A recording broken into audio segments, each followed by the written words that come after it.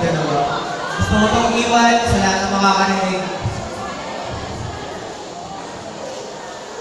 Bukas na liham para sa susunod na magmamahal sa Kanya. Hindi ko alam kung saan ka magmumulang sulong ng daigdig. Hindi ko alam kung minsan ka nanggaling at nagpaibig sa Kanya o isang bagong mukha ko, isang ang maamong mukha ko, meron kang wala ako, kung ano man ang yung dala, siguro mas matangkad ka, mas payat, baka naman may karga. Siguro nabihali mo siya sa mga pinitawan ng salita. Siguro ang hihiling niyo isa. Anak ka ng presidente, magsasaka, sundalo, magaling sa kanila. Baka isa kang malo mo lang, bumubuka ka ng apoy, kung yung ulo mo mong bawo, lima yung paa. Hindi yung mahalaga. Dahil sa mga oras na ito, ang dalawang kamay ng orasan ay nagtagpo sa kwento namin dalawa, tapos na ang palabas. Umuwi na ang lahat ng mga bisita, una ang tugtog at hindi ko na siya naisayaw sa huling pagkakataon. Ngunit nasayo ang pagkakataon na maisayaw siya at ako'y nagpa siya natanggapin ang kanyang paglisan at sa aking paglisan sa paanan ng aming pinahak na daan. Gusto kong iwan sa iyo ang mga napulot kong bagay sa daan, mga alaala na pinipilit kong kalimutan, pero para makabuo kayo ng alaala, pilitin mo itong tandaan. Una, babalaan mo ka. Ang pagpili mo sa kanya ay parang pagpili ng pitasin at nag-iisang bulaklak, hindi sa atin, kundi sa gitna ng putungan at enkwentro, ang pagsagip sa isda na naligaw sa gitna ng disyerto, ang pagsulat ng isang buong lingway sa isang maliit na kwaderno at posible. Pero baka isumo mo sa litang madali, babalaan na kita.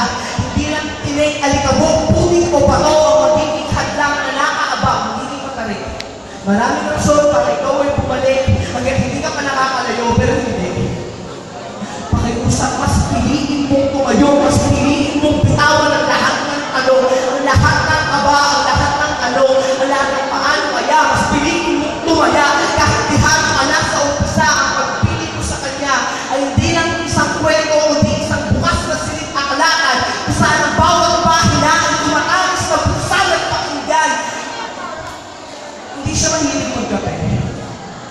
Pero huwag kang umasa na lahat ay magiging matamis. Sanay na siyang naglamig ang lahat ng pait at tunukin ang nakakalaknos ng mga nakahanda sa bawat pagsalubong ng araw. Ngunit hindi mo siya mapipilit na manatiling gising kung gusto niyang pumikit. Siguro kung malalamig na kape. Gusto niya kasi yung mga bagay na wala sa kalaliwan, kaya matuto kang tanggapin na ang lahat ng inaasahan mo ay maaaring maging kabaliktaran. Minsan, mahilig siyang biglang umahol.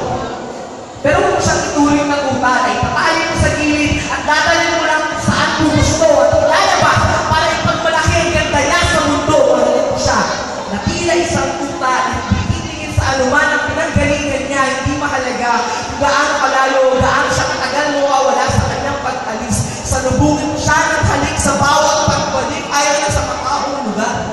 Hindi mo kailangan magpapasok ng ibang tao sa litrato ng dalawa o ipabasa ang bawat pahina ng kwento na sa madla. Alamin mo yung paborito ng musika. Sana ay maging isa ka sa mga kakaunting nakikinig sa mga gusto niyang awitin. Hindi ito madaling intindihin. At minsan mas kailangan mo maging mag-isa, kaya hayaan mo siyang ipahinga ang kanyang inig. Ngunit huwag mong ibigay sa iba ang himig. Dapat ang salubon mong dalawa, huwag mong ibigay ang kanyang kamay sa takot o adlang.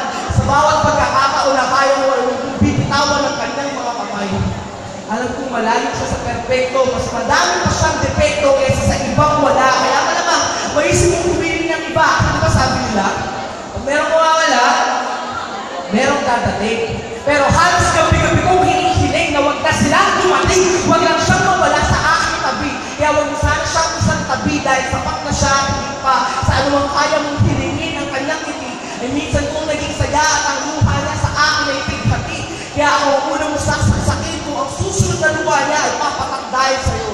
Maraming rason para subuko, magduda, umatras o umalis, pero mahalin mo siya sa lahat ng rason para hindi siya mahalin sa bawat atras niya.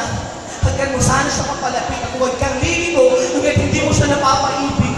Dahil yan lang ang hindi ko na kayang gawin. At kung balang araw, di man kayo magtagpo, hayaan mo siyang lumipad.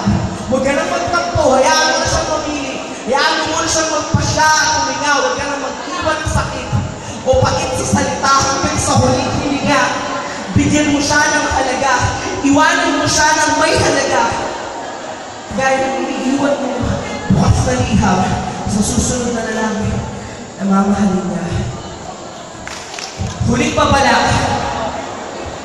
kung naisip mo lang na nagustuhan mo siya para paglaruan at balang araw ay iwanan, tandaan mo lang lahat ng kinalapit kong gatilyo, wala pa ako hindi